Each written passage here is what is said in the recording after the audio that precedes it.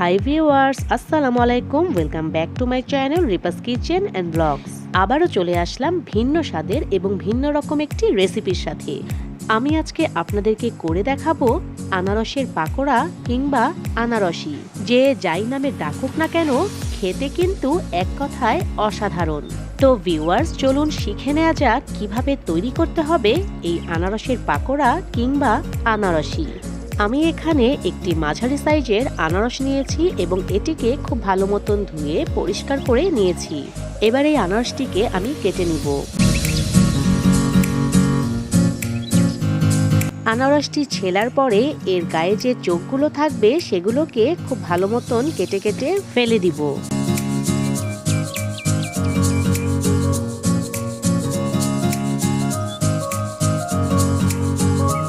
এবার এই আনারসটিকে আমি একটু পাতলা পাতলা করে কেটে নিব।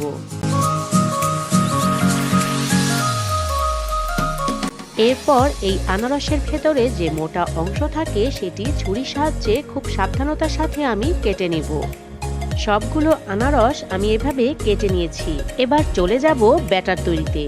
প্রথমেই এখানে আমি নিয়েছি 1.5 কাপ পরিমাণের বেসন। এরপর এতে দিয়ে দিব হাফ চা চামচ শুকনা মরিচের গুঁড়া, দিব সামান্য পরিমাণের ধনে গুঁড়া, দিব 1 চিমটি হলুদ গুঁড়া, দিব স্বাদ অনুযায়ী লবণ, আরও দিব হাফ চামচের কম রসুন পেস্ট।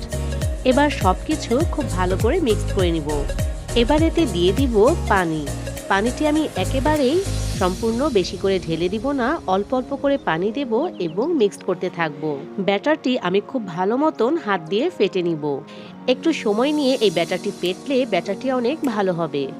দেখুন ভিউয়ার্স, আমি ব্যাটারটি কতটুকু ঘন রেখেছি। খুব বেশি পাতলাও না, আবার খুব বেশি ঘনও না। আনারসগুলো ভাজার জন্য আমি একটি প্যানে তেল নিয়েছি এবং তেলটি ভালো মতন গরম হলে আনারসগুলো এই ব্যাটারের মধ্যে ডিপ করে তেলের মধ্যে ছেড়ে দিব। আনারসগুলোকে লাল লাল করে এপিট-ওপিট করে ভেজে নিব এবং এই সময় চুলার ফ্লেম একদম মিডিয়াম লোতে থাকবে।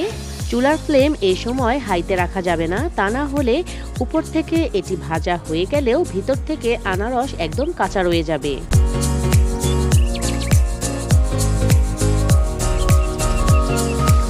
আনারসের পাকোড়াগুলো এরকম লাল লাল হয়ে ভাজা হয়ে আসলে তেল থেকে এগুলোকে তুলে নিব। বাকি আনারসগুলো আমি এভাবেই ভেজে নিব।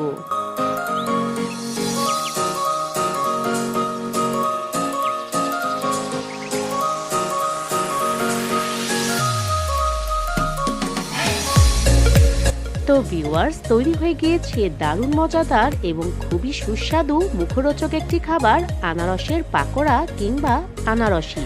বিকালের নাস্তা, বাচ্চাদের টিফিন কিংবা বাড়িতে মেহমান আসলে এই আনারসের পাকোড়া কিংবা আনারসি সবাইকে দিতে পারেন।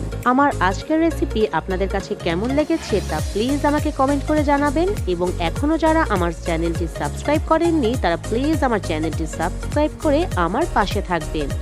আজ এই পর্যন্তই। পরবর্তীতে আবারও চলে আসবো মজার মজার সব রেসিপি এবং দারুণ দারুণ সব ব্লগের সাথে। ততদিন আমার পাশে থাকবেন এবং আমার জন্য দোয়া করবেন।